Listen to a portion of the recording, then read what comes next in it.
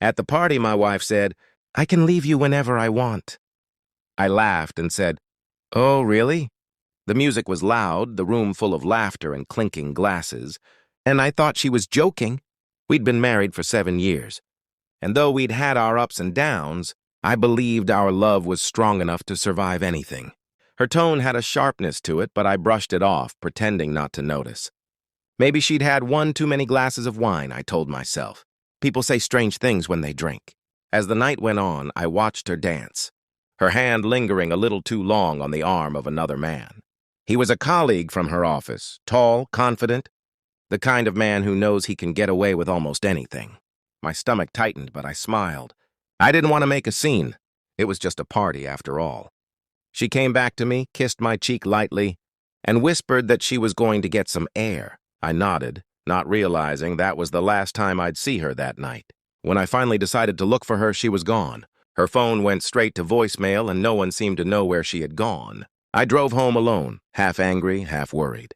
Maybe she'd gone to a friend's place, I thought. Maybe she just needed space. But deep down, something in me knew. Something had already broken that evening, and I couldn't shake the feeling that her words at the party weren't just words. They were a warning. The next morning, I found her side of the closet empty. No note, no explanation, just silence. I called her family, her friends, even her workplace. All I got were vague answers and sympathetic sighs. Days turned into weeks, and eventually I stopped searching. She had done exactly what she said she could, left whenever she wanted. Months later, I saw her by chance at a cafe.